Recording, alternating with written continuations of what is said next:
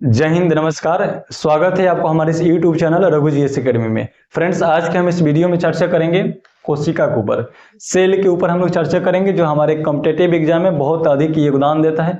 इससे लगभग हमारा हर एक कॉम्पिटिटिव एग्जाम में, जिसमें जीएस बेसिस एग्जाम होता है, उसमें 2 से 3 अंक क्वेश्चन हमारा फिक्स रहता है इससे। ठीक है, तो चलिए हम लोग स्टार्ट करते हैं इसके बारे में बिना समय को गवाएं। कोशिका क्या है, ध्यान दीजिएगा। ये जो कोशिका है, कोशिका के अध्ययन को हम लोग बोलते हैं साइटोलॉजी। कोशिका के बारे में जो अध्ययन हम लोग करते हैं, उस अध्ययन को हम लोग बोलते हैं साइटोलॉजी, यानी कि study of cell. Study of cell क्या कहलाता है दोस्त? कोशिका, यानी कि साइटोलॉजी कहलाता है। साइटोलॉजी, साइकोलॉजी नहीं, साइटोलॉजी। साइटोलॉजी और साइकोलॉजी में अंतर है। साइटोलॉजी यानी कोशिका का अध्ययन, और साइकोलॉजी जो हमारा मानसिक योग्यता के बारे में जांच करता है, या मानसिक योग्यता के बारे में अध्ययन किया जाता है। ठीक है, तो सब लोग साइकोलॉजी बोलते हैं, और ये साइटोलॉजी है। आगे देखेंगे कोशिका क्या है, व्हाट इज सेल, कोशिका क्या है। तो याद रखिएगा, ये जो कोशिका है, कोशिका सजीव के सबसे छोटी इकाई होता है। सजीव के सबसे छोटी इकाई होता है, यानी कि सेल के बिना किसी सजीव का निर्माण नहीं हो सकता है। चाहे वो जीव एक कोशिकीय हो, चाहे बहुकोशिकीय हो, ये मायने नहीं रखता है, लेकिन इसके बिना सजीव का निर्माण असंभव है, हो ही नहीं सकता है। यानी कि जो सेल है, सेल से बड़े बड़े अंगों का निर्माण होता है। देखेंगे जो सजीव होता है, सजीव की उत्पत्ति कैसे होता है, तो पहले बनता है सेल। सेल, बहुत सारे सेल के समूह को हम लोग बोलते हैं टिश्यू, यानी कि ऊतक। सेल मिलकर किसका निर्माण करेंगे? ऊतक का निर्माण करेंगे। फिर ऊतक के बाद बनेगा हमारा ऑर्गेन, जिसे हम लोग अंग बोलते हैं। फिर बहुत सारे अंगों के समूह को हम लोग बोलते हैं ऑर्गेन सिस्टम बोलते हैं। फिर लास्ट में ऑर्गेन सिस्टम जाकर निर्माण करता है शरीर का, बॉडी का निर्माण करता है। ठीक है, तो ध्यान दीजिएगा, ये जो शरीर का निर्माण हुआ, इसके निर्माण में सबसे पहला जो अगर हम चरण देखेंगे तो हमारा कोशिका है।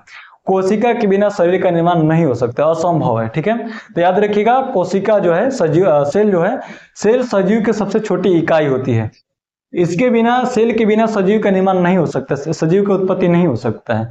कैसे? तो यहाँ पे हम लोग देखिए कि सेल से बनेगा हमारा टिश्यू बनेगा। अगर सेल नहीं रहेगा तो टिश्यू का निर्माण नहीं होगा, और टिश्यू नहीं रहेगा तो ना ऑर्गेन बनेगा, ना ऑर्गेन सिस्टम बनेगा, ना शरीर का निर्माण होगा। ठीक है, तो इसमें हम लोग देखते हैं सब बहुकोशिकीय जीव में आ जाता है, लेकिन कोशिकीय जीव में भी बिना कोशिका के सजीव का निर्माण नहीं होता है। ठीक है, याद रखिएगा इसको।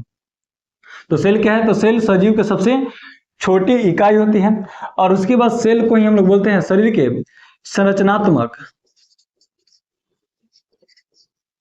संरचनात्मक एवं क्रियात्मक इकाई बोलते हैं।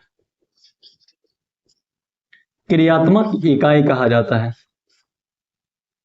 सेल को क्या बोलते हैं? तो सजीव के संरचनात्मक एवं क्रियात्मक इकाई कहा जाता है। कैसे कहा जाता है?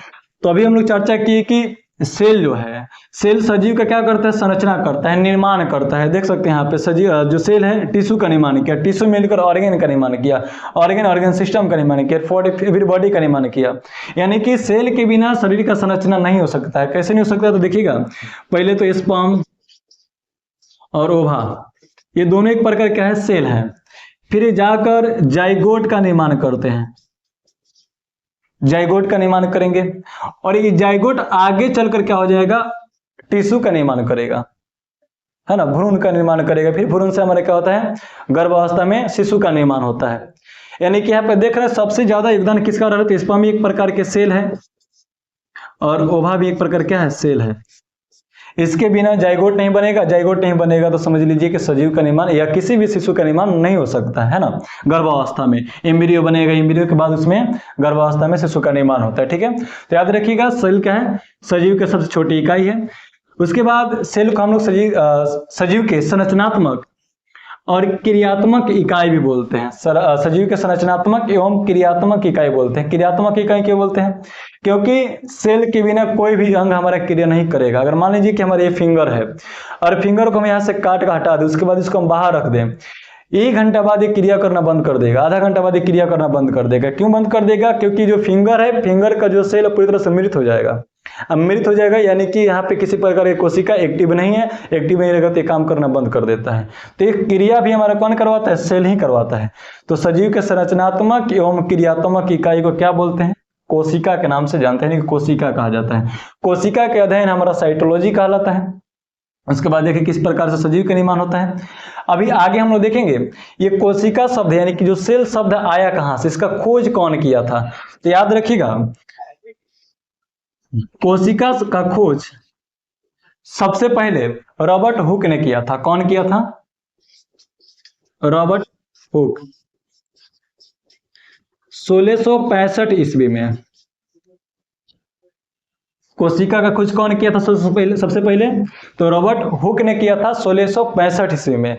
लेकिन जो ये खोज किया था रॉबर्ट हुक, ये मृत कोशिका का खोज किया था। किस कोशिका का खोज किया था दोस्त? मृत कोशिका का खोज किया था, यानी कि जीवित कोशिका का खोज नहीं किया था। जिस कोशिका का खोज किया था कोशिका कैसी थी? मृत कोशिका थी। यानी कि ये कोशिका उस समय एक्टिव नहीं थी। लेकिन सबसे पहले कोशिका शब्द का प्रयोग भी कौन किया था? रॉबर्ट हुक किया था। यानी कि कोशिका शब्द के जनक या कोशिका का खोजकर्ता कौन है? तो रॉबर्ट हुक है। और ये जो खोज किया था मृत कोशिका थी, 1665 ईस्वी में खोज किया था। कैसे खोज किया था? तो ये पेड़ के छाल के ऊपर, पेड़ के छाल के ऊपर यानी कि कह सकते हैं कर्क के ऊपर इसका खोज किया था।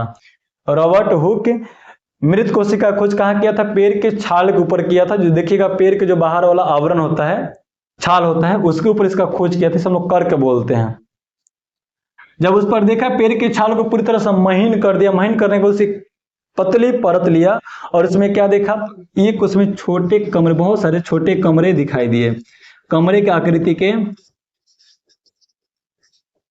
की आकृति उसमें दिखाई दिए। बहुत सारे छोटे कमरे के क्या दिखाई दिए? आकृति दिखाई दिए। और इस छोटे कमरे को हम लोग लैटिन भाषा में क्या बोलते हैं? सेल बोलते हैं। लैटिन भाषा में छोटे कमरे को क्या कहता है? सेल कहा जाता है। तो याद रखिएगा सेल शब्द कैसा शब्द है? एक लैटिन शब्द है। कैसा शब्द है? लैटिन शब्द है। लैटिन शब्द है, ठीक है। तो याद रखिएगा कोशिका के खोज सबसे पहले रॉबर्ट हुक ने 1665 ईस्वी में किया था। और कैसे कोशिका खोजा था? तो मृत कोशिका खोजा था।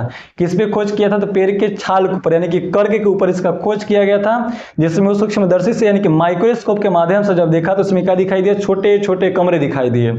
और उस छोटे छोटे कमरे को हम लोग सेल के नाम से जानते हैं, है ना। तो याद रहेगा कोशिका के खोज या कोशिका शब्द के जनक किसे कहा जाता है? तो रॉबर्ट हुक को कहा जाता है, ठीक है। ये अपने माइक्रोस्कोप के माध्यम से देखा था, क्योंकि कोशिका को अपने आंखों से नहीं देख सकते हैं। जो हमारा स्वस्थ आंख होता है वो हमारे कोशिका को नहीं देख सकता। कोशिका को देखने के लिए माइक्रोस्कोप की आवश्यकता पड़ती है। तो देखेंगे माइक्रोस्कोप का सबसे पहले जो खोज किया था, माइक्रोस्कोप का खोज कौन किया था दोस्त? माइक्रोस्कोप का खोज कौन किया था? तो याद रखिएगा खोज करने में दो व्यक्ति का योगदान था, जेड जेनसेन और एच जेनसेन के द्वारा इसका खोज किया गया था। एच जेनसेन के द्वारा कब किया गया था? 1590 ईस्वी में इसका खोज किया गया था। लेकिन उतना उच्च क्वालिटी के ये माइक्रोस्कोप नहीं था। रॉबर्ट हुक खुद का अपना माइक्रोस्कोप बनाया, फिर उसके बाद इसका खोज किया था। माइक्रोस्कोप का खोज सबसे पहले किया था जेड जेनसेन और एच जेनसेन के द्वारा इसका खोज किया गया था माइक्रोस्कोप का 1590 ईस्वी में। जो दोनों एक भाई थे और समझ लीजिए कि दोनों के दोनों एक चश्मे की दुकान खोलकर बैठे थे, उसी में अपना लेंस के निर्माण करके माइक्रोस्कोप बनाए थे लेंस के माध्यम से। लेकिन ये जो है रॉबर्ट हुक का एक खुद से बनाया था माइक्रोस्कोप और उसके माध्यम से देखा था, सेल की खोज किया था, ठीक है। तो इतना हम लोग अभी चर्चा किए। अभी और कुछ बहुत आगे चर्चा करने वाले, इसको हम मिटा रहे हैं। स्क्रीनशॉट लेना चाहते हैं तो ले सकते हैं आप, ठीक है। मिटा दे रहे हैं, स्क्रीनशॉट ले लीजिए आप लोग लेना है तो।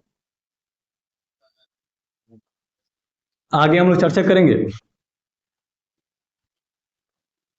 कोशिका के क्षेत्र में किन किन चीजों का खोज हुआ था। कोशिका के क्षेत्र में किन किन चीजों का खोज हुआ था। तो अभी हम लोग चर्चा की कि सबसे पहले तो हमें कोशिका को देखने के लिए माइक्रोस्कोप की आवश्यकता पड़ती है। किसकी आवश्यकता पड़ती है? माइक्रोस्कोप की आवश्यकता। तो माइक्रोस्कोप का खोज कौन किया था? तो याद रखिएगा जेड जेनसेन और एच जेनसेन के द्वारा किया गया था। कब किया गया था? 1590 ईस्वी में इसका खोज किया गया था। माइक्रोस्कोप का खोज कौन किया था दोस्त? तो जेड जेनसेन और एच जेनसेन के द्वारा 1590 ईस्वी में इसका खोज किया गया था। फिर इसके बाद सेल का खोज किया गया। सेल का खोज कौन किया था? अभी हम लोग चर्चा की, रॉबर्ट हुक। रॉबर्ट हुक के द्वारा इसका खोज किया गया था। कब किया गया था? 1665 ईस्वी में इसका खोज किया गया था। 1665, कहीं कहीं पे 64 ईस्वी भी लिखा रहता है। तो याद रखिएगा कोशिका का खोज कौन किया था? रॉबर्ट हुक ने 1665 ईस्वी में, जो कैसी कोशिका थी? मृत कोशिका थी। कैसी कोशिका थी? मृत कोशिका थी। किस पे खोज किया था? पेड़ के छाल के ऊपर, यानी कि कर्क के ऊपर इसका खोज किया था, जो एक छोटे कमरे के रूप में दिखाई दिया। और जो कोशिका शब्द एक लैटिन शब्द है। कैसा शब्द है? लैटिन शब्द। आगे देखेंगे, जब ये कोशिका का खोज किया तो मृत कोशिका थी, फिर जीवित कोशिका का खोज किया। ये दूसरा कोई किया था। जीवित कोशिका का खोज कौन किया? इसका खोज किया था लीवेनहॉक। लीवेनहॉक ने इसका खोज किया था। कब किया था? 1683 ईस्वी में। 1683 ईस्वी में इसका खोज किया था।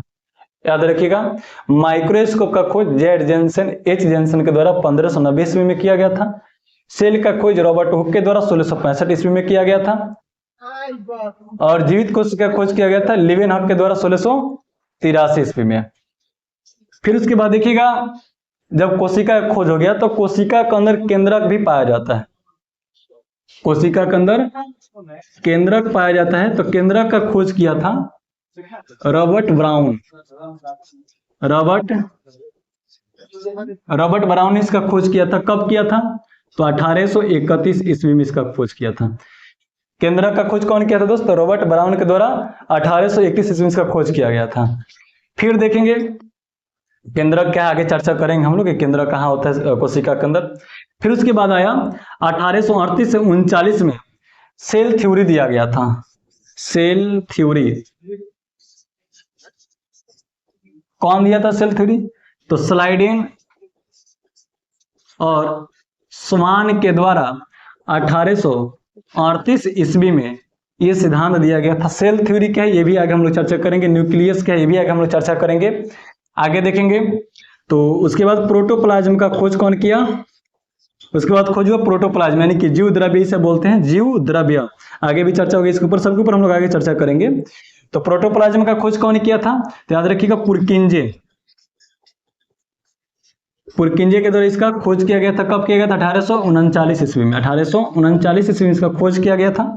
फिर उसके बाद सेल डिवीजन, कोशिका विभाजन के बारे में बताया। कौन बताया? डिवीजन के बारे में, यानी कि सेल डिवीजन के बारे में बताया था रुडोल्फ विर्चाव।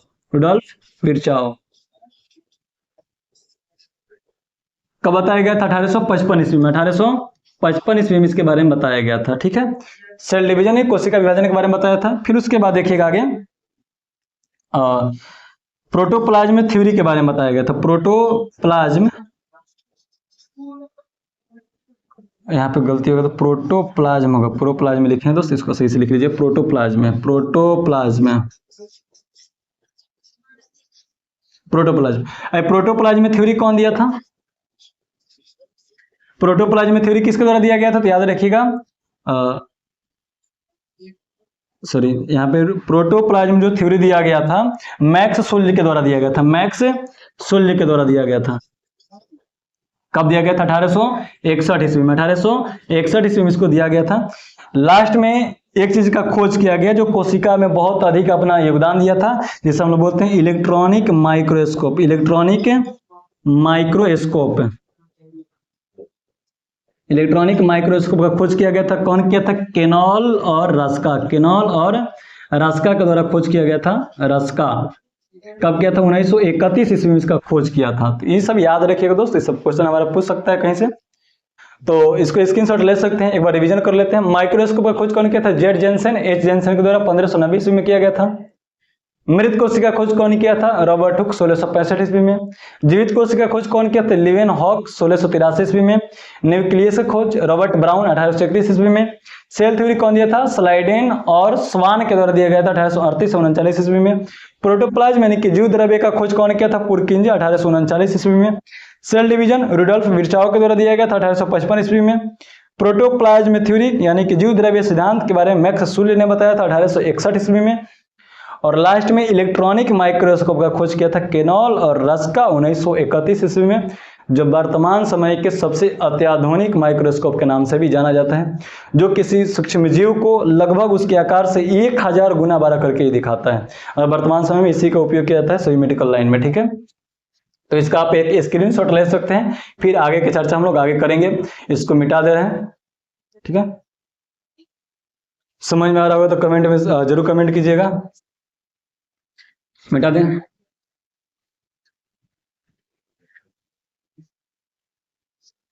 तो क्या था हमारे कोशिका के क्षेत्र में जो खोज वगैरह किया गया था उसके बारे में हम लोग चर्चा किए, ठीक है। अब आगे हम लोग देखेंगे सजीव के बारे में।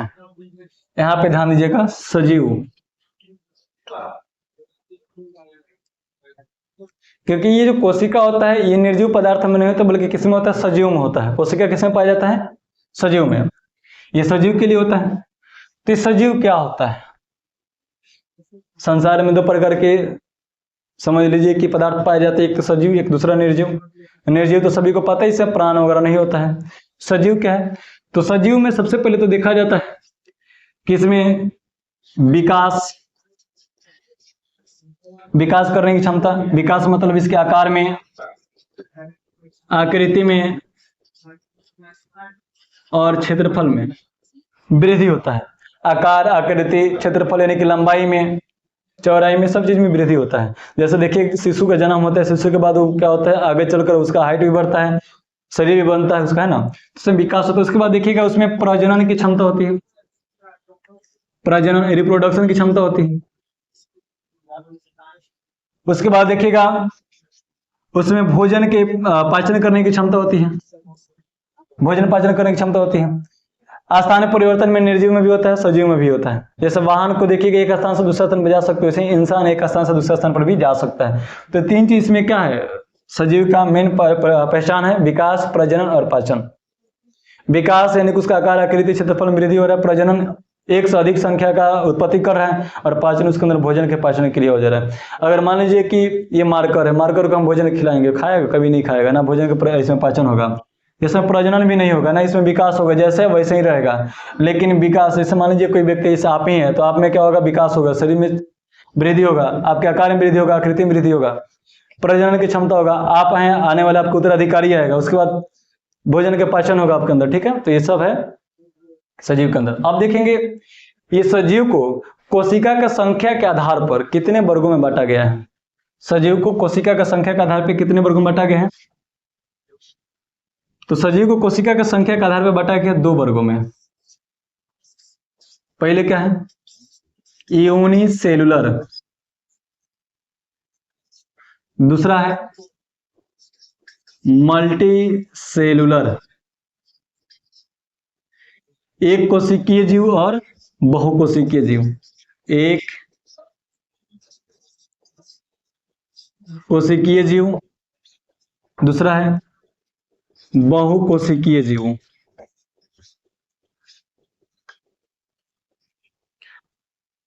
यूनिसेलुलर, मल्टी सेलुलर, एक कोशिकीय जीव और बहुकोशिकीय जीव, दो प्रकार के जीव होते हैं। किसके आधार पे, तो कोशिका के संख्या के आधार पर, कोशिका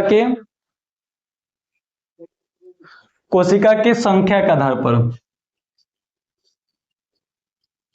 कोशिका के संख्या के आधार पर इसे कितने वर्गों में बांटा गया है, दो वर्गों में सजीव को बांटा गया है, यूनिसेलुलर और उसके बाद मल्टी सेलुलर।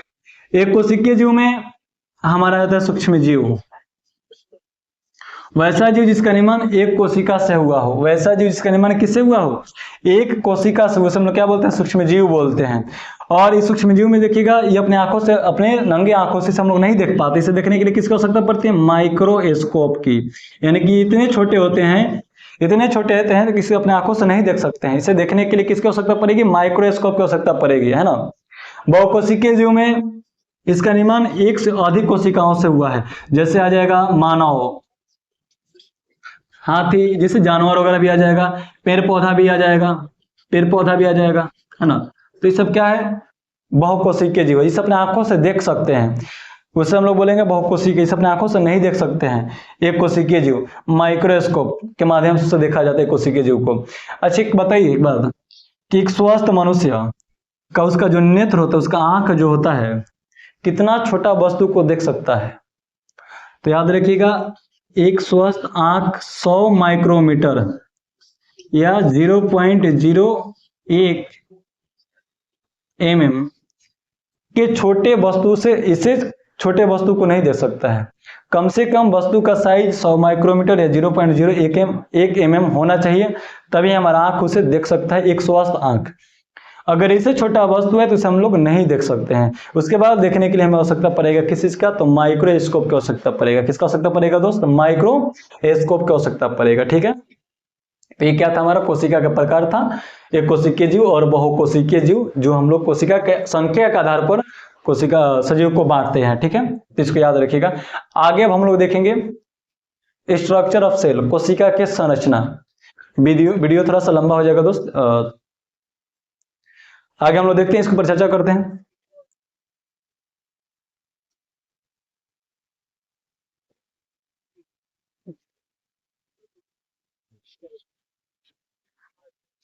ध्यान दीजिएगा,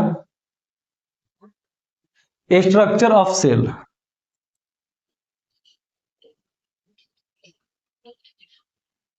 ऑफ सेल वीडियो थोड़ा सा लंबा होगा, और आज के क्लास में हम लोग इतना ही रहने देते हैं। अगले क्लास में इसके ऊपर हम लोग चर्चा करेंगे, क्योंकि वीडियो ज़्यादा लंबा हो जाएगा तो समय भी बहुत कम है। कल क्लास में इसके ऊपर हम लोग चर्चा करेंगे स्ट्रक्चर ऑफ सेल, जो आने वाला वीडियो है उसके ऊपर हम लोग चर्चा करेंगे। तब तक पीछे वाला आप लोग रिवीजन कीजिए, और बहुत ही जल्द इसके ऊपर वीडियो आएगा। तब तक चैनल को सब्सक्राइब कर दीजिए और अपने दोस्तों के साथ शेयर कर दीजिए। जय हिंद, जय भारत।